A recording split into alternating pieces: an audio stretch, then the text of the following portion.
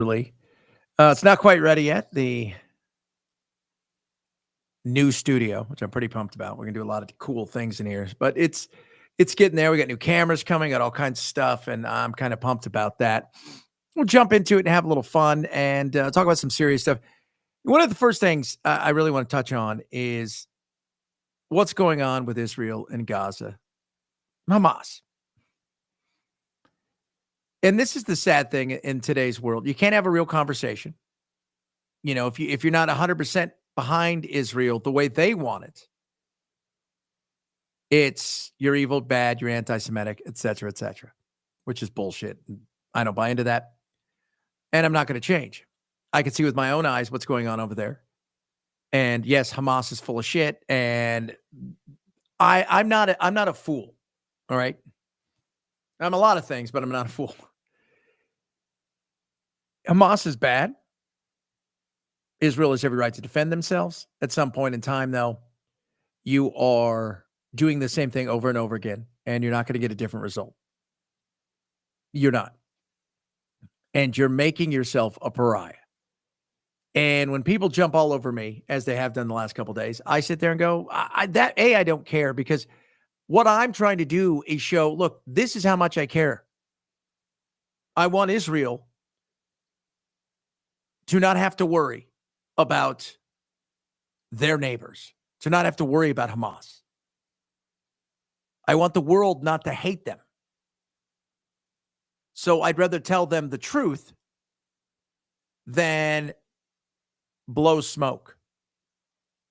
Somebody asked me today, do you think that Hamas would, if given the chance, wipe Israel off the map? I'm like, oh, yeah, hell yeah. And I said, and given the chance, would some people in the Israeli government do the same thing to Palestine? I said, oh, hell yeah. Now, I think most people want no part of that. Hamas is shit. They're awful. They're horrible. They're indefensible. Nobody's here to defend that. But when you look at somebody, if you had a friend and you knew your friend was continuing to go down a road that was costing them, and everybody else was going, you should do it, you should do it. It's when a friend stands up. Even if your other friends are telling you, feeling like they have to, and says, dude, this isn't going to work. Not this. This is going to be good for you. This is going to be good for anybody. The long run, this is going to be awful. And that's what friends do. I want Israel, again, you can love the people, as I do. You can love the country. But I also recognize that you're losing the PR war. You may think, hey, we won the war. What's that mean? What does that mean? Because at this point in time, what is left? The vast majority of the place is flattened. You control everything going in and out. They depend on you for everything for the most part. And yeah, Hamas is shitty and they steal food. Do they steal as much as Israel would like to say they steal? No. But as a human being, I could look over and I see children. I have a soon-to-be 7-year-old, which is crazy. And I also have a 15-year-old. I couldn't imagine what that was like to see something like that. I can't imagine to think what happened on October 7th, which was horrible. But at some point in time, don't you step back and go, okay, this isn't going to get us anywhere. We're creating a future Hamas. And at the same time, the world's starting to hate us. So what's going to be different? Well, the Arab nations have to join in. They have to do something. And they're looking like they're trying to, asking Hamas to lay down the weapons, whatever that means. So whoever Hamas is, again, there's not uniform. They're not wearing uniforms and running around like it's not the military that we are used to seeing when we fight in wars. No, this is something different. But this isn't going to work the way they think. This isn't going to be something that is going to get them to where they want to go. And they're starting to become a pariah. And I don't want that. I don't want them to become a pariah. I don't want them to be hated. I don't. But I can be honest and say what's going on is bullshit. As a human being, it is. So don't blow smoke. Figure out what you're going to do. There is no, that movie Argos. If you've ever seen it, it was great. It was Ben Affleck. And it's the true story of how they got several Americans when the overthrow in Iran came and the revolution out of there by pretending to be Canadian filmmakers. It was a brilliant movie. And they really put together a film. They did the whole thing through and through. But when they went to pitch the idea, they said, is this, do you have any more bad ideas? And they said, no, this is the best bad idea we have. And that's kind of it. We're at the best bad idea. A year from now, if it continues, you'll have 5,000 to 6,000 injured or dead IDF soldiers and family members, and you'll have 70 to 100, 120,000 dead Palestinians, and they'll be in the exact same place, not getting anywhere. So what does it look like? Are they going to just go, because I think given the opportunity, in my mind, I think Bibi and them would just like to go, let's just raise the whole place. We'll just get rid of everybody. We'll move them somewhere else, and we'll just be done with this. What is that going to do to every neighbor who already isn't a big fan of a lot of this? They put a lot of that behind them because they want to make money. They want peace. They realize peace is better than chaos, and they all kind of have an enemy, if you will, when it comes to Iran. But do you think that's going to make life better? It's not. It's going to make it worse. And think outside the region. And the other thing is a younger generation here in America and in the West doesn't view Israel the way that the boomers do, the way that some even in the Gen X generation do. They don't view them that way. Where this unconditional behind you all the way, they don't. And a lot of that has to do with church and the whole thought of the Holy Land and those who love Israel. Kind of it's kids don't go to church. Not like that. They don't buy into that. They look at the world a much different way. And you're losing support there. And so this is more than just what's going on in the ground. And that's not good. You don't let news people in. There's a reason for that. You started the starvation when you decided for 3 months you were not going to allow food in, period.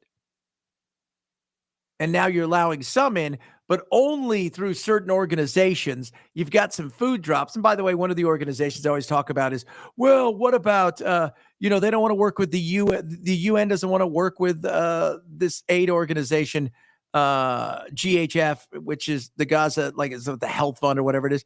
They don't want to work with them for it's because they're a private organization that Israeli and U.S. got funded with a ton of money. And let's be honest, what they're doing is they're making it very political in the way they distribute food. Of all the aid workers that have died in this, 70% came from them. They started in May. So it's been going on a while. On top of that, there's been almost 800 civilians killed. So it's this game, and it's tough. Let's be honest. It's tough. It's tough to have this conversation for real because it's a shitty situation where everybody lies. The first casualty in war is truth, and everybody lies. Who's lying right now? Hamas. Who's lying as well? Israel. Where's the truth? The nuanceness in the middle. Who gets caught up in it? The weak, the hungry, the innocent. And over here, who gets caught up in it? The Israeli people, the soldiers, It is frustrating. It is. Finding the truth is a tough thing, and it's going to be a tough thing if you ever think you're going to really dig deep and find the truth. Here's the truth. Hamas started this, absolutely. Nobody is denying that. It was vile and disgusting, and the people out there that denied it. But at some point in time, when do you say, all right, it's time to do something different? And it is. Not just for the sake of Israel, but the sake of your relationships and allies around the globe who are now starting to not only feel uncomfortable, but are ready to somewhat turn their back or saying this is genocidal. And, you know, that's something that you don't want. You get blamed for a lot already, but you don't want to be the pariah of the world. And so this is going to be something. We'll see if they do anything. And you know, from people I've talked to that thought they're maybe annexing some of Gaza, I have no idea. But I do know that the results you're looking for isn't going to happen where you eliminate Hamas forever. That's like eliminating all the cockroaches. That shit ain't going to happen. And doing what you're doing now is alienating a younger generation who is vocal and also making a lot of other allies very uncomfortable because they have eyes. And in a world where there is even there limited access when it comes to internet and phones, stuff gets out. So what's the new path? We'll see. We'll see. Who do you believe? Nobody. That's the best place to start. Nobody whatsoever. Meanwhile, we move on from there to good news here in America. I'd like to begin by saying a few words about... By the way, this has nothing to do with Maxwell or Epstein. The unbelievable kind of numbers that we've been putting up. And as I said, the number of 3%, the pace in the second quarter, we smashed all expectations. They thought it would be maybe a little bit less than 2, and it was 3, a little bit more than 3. Consumer spending is up. Business investment is way up. Domestic manufacturing is way up. Real disposable family income is up, and personal savings are up. Other than that, we're not doing so great. We have the hottest country, and I'll tell you, it's a great... We're having a lot of fun with it. Yeah, they're having a lot of fun with it, and they should be. Look, 3%, great. Keep it going. I think we'll, hopefully it doesn't slow down. Confidence is up, which is great. Interesting in the Fed, they decided not to lower rates, which I think a lot of people thought there may be the opportunity to lower rates. And even with the Fed, two of the governors in the Fed meeting broke from Powell. Not quite sure why he didn't lower rates. That being said, strong. And it's, Jerome Powell, if you know anything about the Fed, these people are so cautious about everything. So that's a good thing. Is it perfect? No. Are there opportunities, though, for us to see the moving forward in the economy where people feel comfortable? Because don't look at the inflation rate. Don't look at any of that stuff. Look at the consumer confidence. If you feel good about spending money, you'll spend it. If you feel good because you know tomorrow your job is safe, you're going to act much different than if you feel like you may be in a situation where you might not have a job and you might not have enough to pay rent, mortgage, etc. And right now, consumer confidence seems to be moving in the right direction. Hopefully it will.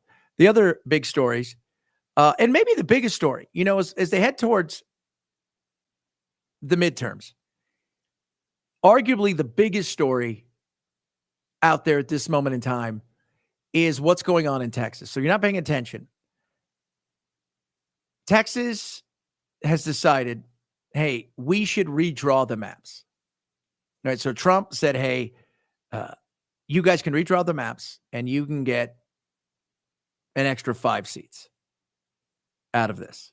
So an extra 5 seats out of Texas that would, in the way that they draw them, would be, pretty much a shoo-in. I mean, you may wink in some other areas, but this changes so much. And the Democrats are worried. Now, normally you don't do this census-wise. You wait, but they're not doing that. They're making the move now. And so they drew up the map today. And of course, the Democrats are pissed. And everybody asked me, well, what's redistricting versus gerrymandering? It's simple. What side of the map drawing are you on? If you're drawing the map, it's redistricting. If it's been drawn on you, it's gerrymandering. So that's the way that works. Depends who's telling the story. Your governor, Gavin Newsom, said that the 2026 election is being rigged by the Republicans. Is that how you see it? Absolutely. But it's who they are. But again, so much is at stake in this election. We fully intend to take back the House. We only need about 3 seats. I want 30, of course. And they know that. That's why they have to go into this rigging process. But we will, again, we have the capacity to have more seats in California. We can win them in the election, or we can ensure them in the change in the commission. Now, with the caveat that the commission would, in the next redistricting, go back to drawing the lines. And California's deciding it. Out here in Tennessee, they're tossing it around. Everybody is. Trump's also looking at the fact that, hey, maybe if we don't count people that are here illegally in the census, that they could lose some seats in California. I mean, this is part of, it's no longer just getting elected.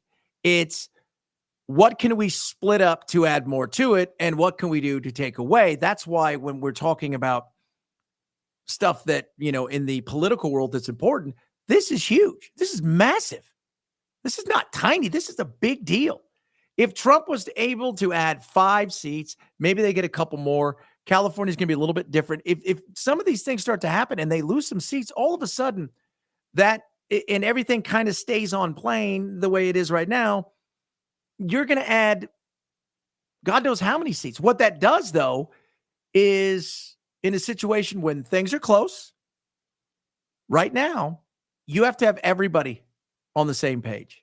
When you got a 15, 20 seat majority, if 4 or 5 decide they don't want to vote for something, it's no big deal. They're grandstanders, whatever. If you've got a couple seat majority and a few of them say, no, I'm not doing it, that's an issue. And we're seeing that right now. That's why this thing's massive. Now, the economy's going well. As the economy goes, so goes every voter in America. If things are good, we're probably not going to switch jockeys in the middle of the race. If things aren't so good, we will. And we're a fickle bunch. This group over here has way too much freaking power. Let's take some of that power back and give it to the other side. So this is what they're thinking. And I don't think Abbott, I think, was very reluctant at first to do this. And he's decided, well, that does make sense. Trump calls him. And look, the president calls. You take the call. Is it something that he was thinking about? Probably not. Are they pissed because the way that they couched originally the special session, it was going to be about the flood and relief. Marijuana's on there always. Oh, man. And then all of a sudden, here comes this. So the special meeting going on, this is going to be interesting. Very interesting. And it's a big deal because you're talking about Houston, District 9, District 18 would be probably up for grabs and now heading towards the right. Austin, Lloyd Dockett, and Greg Cesar would be a single district. So add through subtraction. And I mean, this is a big deal. Now, everything's if, and I always remind everybody this. Somebody said, what do you think is going to happen? I said, well, you'll have to ask the courts because usually at the end of the day, it's the courts that decide everything. But there's no doubt that this is happening and it's going to happen more and more, I think several other states are looking at this, not just, California to combat Texas, but Tennessee, other places are looking around going, oh, is this something we can do? Should we do it? Should we? Should we? So be prepared for that. And finally, we turn to the internet of insanity. So I see this guy. He's on my TikTok, and he's kind of entertaining. His name's Joey Swoll, I think. It's Swole. And with Joey, everything's very positive. He comes, people do stupid things like, especially in the gym because the guy's all fit and everything. And he'll see people making fun of other people, and he always wants to give positive. And, that's the kind of the person he is. And it's about responsibility. And it went sideways. And of course, because in today's world, we were just talking yesterday about how pissed off everybody is over Sydney Sweeney, for God's sakes. And her, she's wearing jeans. Oh, but it's about her being a Nazi. Yeah, because she came up with the idea. That was it. She came up with it. She goes, you know what? Let's do this. It's people can find something to be pissed about every day. Just like what's the old saying that they could, a grand jury can indict a ham sandwich? It's the same thing. If you look hard enough and you want to find a reason to be pissed at somebody and they slip up once, you can do everything you can to destroy them. So the controversy started when Hulk Hogan died, and he posted some videos and stuff of when he trained like the Hulk and whatnot. And people got mad because, the Hulk was racist and he was all of these things. And the Hulk said some shit. He was a hot mess. Nobody's denying that. He wasn't. A lot of people, didn't know some of the stuff that Hulk did. Doesn't mean just because he inspired you and treated you nice, but he said some things horrible, talked about the fact that he found Jesus, he found God, he got back into his spiritual life, and, he feels that, that was where he was supposed to be, and he made a lot of mistakes, and he owned it up. Okay, whatever. And so this guy posted, Joey Swoll, and it's a shitty thing because everybody attacks him, because that's what you do nowadays. You attack him. It's like, dude, this guy that neither of us know said something horrible, and he was an inspiration to millions, but he's a dick, and now you need to be canceled. Listen, I can post Hulk Hogan if I want to. Just because somebody makes a mistake in their life doesn't mean that they haven't done good things. I don't know what he did, and he said something 20 years ago and apologized for it. If you're going to attack me, you better go after the colored athletes and the people. Oh, you said colored athletes. You can't do that, Joey. Joey, you can't do that. That was right there. So mistake number one, Hulk Hogan. Mistake number two, colored athlete. Did he mean that? What if he would have said person of color? BIPOC. I didn't for a moment think that he misspoke. I don't know him, but I'm going to go out there and say, based on all of the data that I have gathered from his videos, where he seems to be nothing but positive and kind to everybody, regardless of weight and size and color of their skin, and it seems to be pretty cool to everyone and positive. So Hulk Hogan's bad, and Hulk Hogan was a dick. His daughter was dating a dude who was black, and Hulk said horrible, shitty things, and it was, and he admitted it. Okay. We move on from there to that. And then all of a sudden he says the word colored and everybody loses their mind. So he posts this because he's done, because everybody wanted to chase him off. And lo and behold, it worked. I owe my followers, my community, and all of social media an apology. A few days ago, I reposted an old video of me in the gym wearing a Hulk Hogan Halloween costume on the day that he passed. Last night in my live stream, a lot of people expressed how upset and frustrated they were with me that I had posted that. Instead of listening and understanding like I should have, I became defensive and said that I was posting to celebrate the wrestling icon, the person that so many of us looked up to as kids, that we grew up with, that made us tear our shirts and take our vitamins and say our prayers. Well, that was your first mistake right there, because don't apologize for something that you didn't do. People are flawed. People are, what's the saying? Never meet your heroes. Yeah, there are some people out there that are just not good people. And some people have had bad times. And I want to think that Hulk, got on the good side of the Lord, which I think he did. That being said, he made mistakes. Okay, you weren't posting because he was a racist, bro. You weren't. That wasn't what it's like, you know what? I want to celebrate him because he's a racist. And so here we go. No, don't apologize. Because once they have you, the internet world of wackadoos, once they have you, once they know that you're going to do anything that they ask you to do, then it's over. If you genuinely hurt somebody, that's one thing. Who was hurt by this? I get called a piece of shit all the time. It is what it is. It's the internet. You could say hi. People are like, fuck you. It doesn't matter. And you seem to be pretty swell dude, Swole. I didn't know to the extent of all the horrible things that he had done.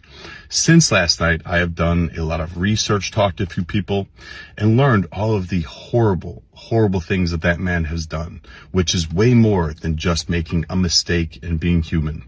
So because of that, I have taken the videos down, and I apologize to anybody that I offended. I am sorry. Also, during last night's live stream, I used the word colored instead of saying person of color, which is a very outdated, very offensive term. A few moments later, somebody educated me and told me that it wasn't okay to use that, which I immediately apologized to everyone and said I would never do that again.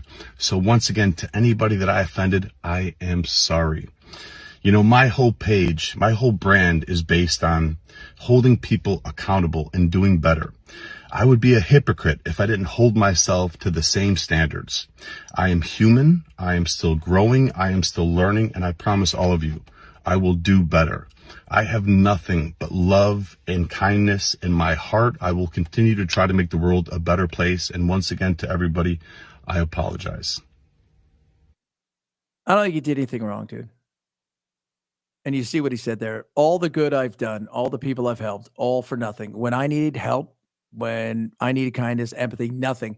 I truly hope that all the people I've inspired to do great things in their life pay it forward to help others and carry on my message. But no matter how much good you do, no matter how many people you help, they just wait for a reason to hate you and to tear you down. It's true. You're either die a hero or live long enough to be a villain. Thank you for your support. Please remember me and smile. Love you all. I'm done. Dude, fuck him. All the controversies. So here's the controversies with the Hulk. We know he took steroids. That wasn't. They all do. You don't look like that for that long. The racist comments were awful. 2007, racial slurs. He did that. Used the N-word over discuss of his daughter allegedly dating a brother. Okay. They terminated his contract, by the way. Eventually, WWE allowed him back in. He had serious issues with his marriage, infidelity, things like that. Are we just going to, that's it? Public feuds, lots of them. Was there emotional abuse? Not emotional abuse? You know, I mean, did he get some? Did he give it? You know, it's a relationship. Family-wise. And obviously what happened with his son and the car accident, and there was legal stuff. And then the sex tape, which was, by the way, was insane. If you guys don't know anything about the sex tape, in 2012, Hulk slept with Heather Clem, and they were published by Gawker, and without his consent. And he ended up basically bankrupting Gawker. And it was but Heather Clem was his buddy's wife. Best way to describe that. Bubba Love Sponge. And just the whole thing was bizarre. People have controversy. They do. People say stupid things. They do. If you're going to hold it against somebody, but you didn't say anything, you didn't do anything. And there's We need more positive people on the internet than shitty people. It's one of the things that I struggle with when it comes to what I do, because I don't hate the left or the right. I do hate insane, wackadoo, woke ideas, not the people.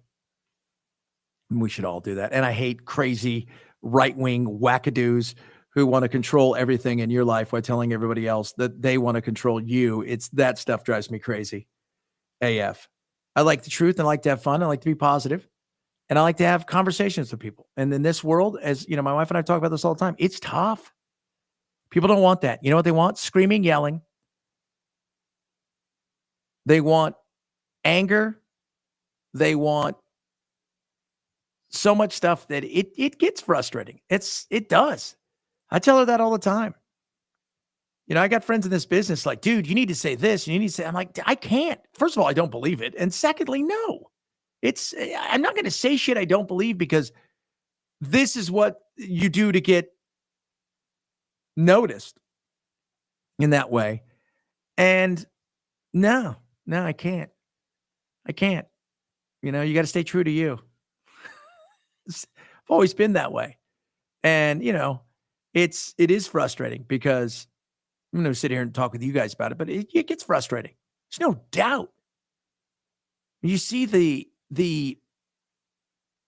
everybody's always interested in the chaos and the craziness. That drives me crazy. I like solutions. I think we're a much stronger country when we find the things that bring us together. And it is a frustrating time, because, you know, I always talk about we're the exhausted majority. If you listen to my show or you watch me, we're the 75, 80% of America that should be running the joint, where we don't always agree, but we do agree in a lot of things. And we care more about the state of our country than the politics on either side. And we want to find solutions, not continue to push problems. It's a weird time, man. There's no doubt about that. So I'm getting ready. I'm going to grab a quick bite. We did this a little earlier tonight. They're going to come in and hopefully start fixing up some more of this live again early on the radio tomorrow. 6 a.m.